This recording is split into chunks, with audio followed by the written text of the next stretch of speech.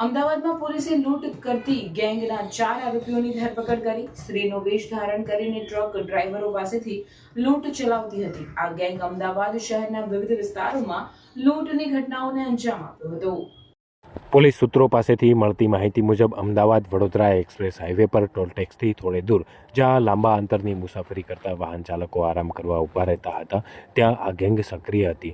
ગેંગનો એક સભ્ય અંધારાના લાભ લઈ અને મહિલાનો વેશ ધારણ કરતો અને ડ્રાઈવર ક્લીનરોને લોભ લાલચ આપીને રોડની બાજુમાં આવેલ ખેતરમાં લઈ જતો હતો. ત્યાં તેઓ તેમની પાસે મોબાઈલ ફોન, રોકડ રકમ અને પહેરેલા ઘરેણાંની લૂંટ કરી લેતા હતા.